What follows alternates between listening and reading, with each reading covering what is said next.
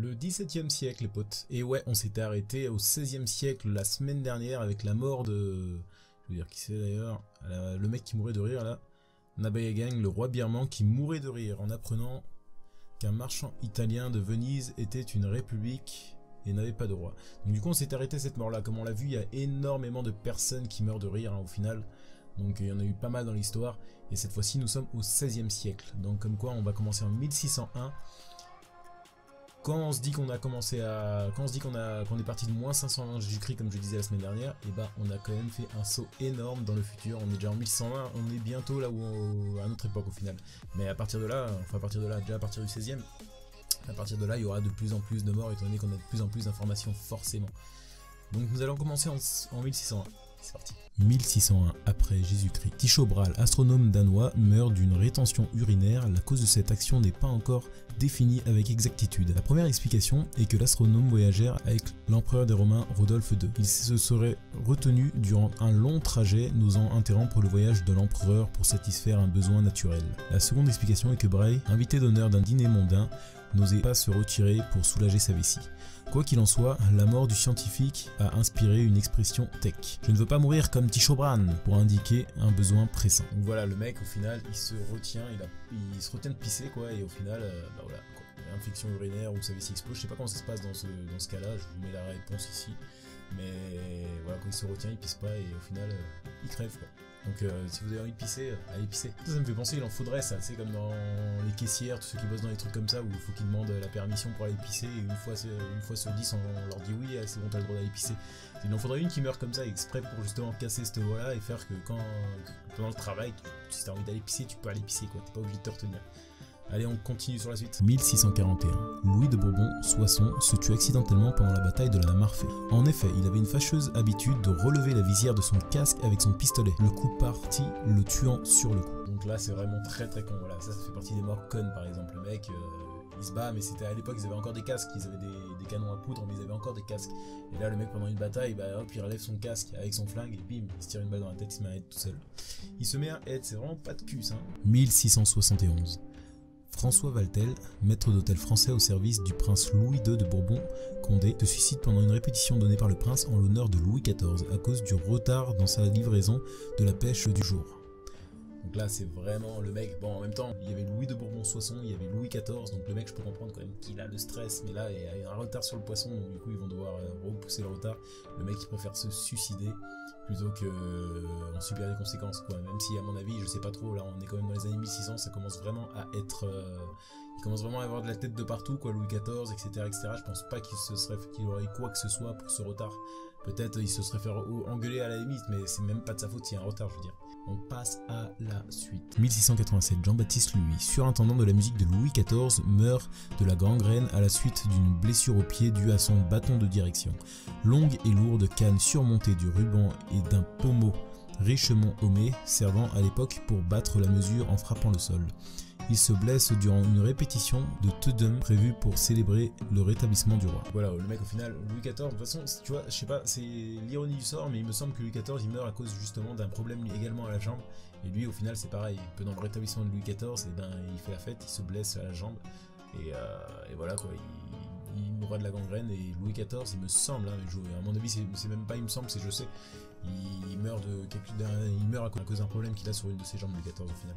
Donc au final c'est vraiment con quoi. C'est vraiment con. Les gars, on a fini pour le 17e siècle. On va du coup, parce que je pense que là ça fait pas assez longtemps que ça tourne, donc du coup on va passer au 18e siècle également. On va essayer de les enchaîner les siècles, comme ça au moins on prend de l'avance sur tout ce qui va venir par la suite. 18e siècle, 1766 après Jésus-Christ. Stanis Lerzyński, ancien roi de Pologne et père de la reine Marie, épouse du roi Louis XV, se réchauffe devant la cheminée quand sa robe de chambre prend feu. Malgré tous les bons soins qu'on lui apporte, le roi meurt le 23 février 1766. Donc lui c'était le père de Marie. Marie c'est la femme de Louis XV. Louis XV c'était le roi français du coup. Sa femme était polonaise. Son père qui est le roi de Pologne du coup, et ben il meurt vraiment comme ça. C'est vraiment triste pour un grand roi, parce que le roi de la Pologne quand même c'était pas mal, hein, je veux dire, c'est un bon roi quand même, et il meurt tout simplement brûlé, c'est vraiment une des morts pas top quand on est roi quoi, on va dire. Allez, mais de toute façon j'ai l'impression que toutes les morts sont connes, dans tous les cas on meurt tous de quelque chose, ça va être vraiment très con dans tous les cas. si on meurt pas de vieillesse. 1771, le roi Adolphe Frédéric de Suède meurt à la suite de problèmes de digestion. Il venait de faire un repas composé de homard, caviar, choucroute, kipper, en gros c'est du hareng rouge, et de poisson fumé. Le tout étant arrosé de champagne, il en reprit 14 fois son dessert favori, le semfa. Servi dans un bol de lait chaud, les écoliers suédois se souviennent de lui comme le roi qui mangea jusqu'à en mourir. Alors là, c'est les yeux plus gros que le ventre. On avait vu ça avec des melons, lui c'est avec du segma. Segma, enfin bon, je connaissais pas, mais c'est un dessert qu'on connaît tous, je crois, je vous le mets ici. Ça s'appelle sans doute plus pareil maintenant. Je vois que j'ai cette merde là au montant. À mon avis, ça s'appelle plus pareil maintenant. Mais ouais, ça a l'air bon quoi. Dans tous les cas, ça a l'air bon. Je sais pas s'il meurt parce que son estomac explose. Attends, ils disent qu'il est mort de quoi? À la suite d'un problème de digestion. Donc, du coup, à mon avis, c'est pas l'estomac qui a explosé tout simplement. Il y a quelque chose dedans qu'il a pas réussi à digérer. Après, on sait pas si c'est le segma ou si c'est le caviar, le homard, tout ce qui vient de la mer, déjà, c'est compliqué. Mais on sait pas ce que c'est, voilà. Nicolas Gilbert, poète français, meurt après avoir avalé la clé de la casette au cours d'un accès de démence. Donc le mec, à mon avis, il devait être en train de s'amuser avec la clé. Il est mort. Il a avalé la clé. Ça aussi, c'est con. Il y a beaucoup de morts connes, mais c'est ce qu'on dit, des morts insolites. Donc voilà. Donc là, du coup, les amis, on a fait le 17e siècle, on a fait le 18e siècle. Je vais regarder pour le 19, si on peut se le faire vite fait. Ouais, 10, 20, 20e siècle. Est-ce qu'on se fait le 19 vite fait? Je sais pas combien de temps va durer la vidéo. 19, et... De toute façon, il reste quoi? Il reste le 19e siècle à faire, il reste le 20e siècle à faire. Et après, à partir du 20e siècle, ça sera par année, ça sera les années 10, parce que là, à partir du 20e siècle, c'est vraiment proche de nous, quoi. Les années 10, les années 20, 30, 40, 50, 60, 70, 80, 90, il y en a des morts. Hein. Plus on monte dans les années, plus il y a de morts, quoi. Étant donné qu'il n'y a plus d'informations, comme je le disais, à partir du numérique, à mon avis. Alors, les années 2000, brrr, les années 2010, brrr, voilà, les années 2010. Après, il faudrait que je voie pour les années 20. Étant donné qu'on est en 2020. À mon avis, il n'y en a pas encore eu, mais pour le fun, on en fera un plus tard. Donc du coup, les amis, je pense qu'on va quand même s'arrêter là. Ça fait quand même pas mal de temps que ça tourne. Je sais pas si la vidéo sera longue. C'est vrai que les vidéos précédentes étaient plutôt courtes au final. Je pensais que ça faisait long, que ça aurait fait long.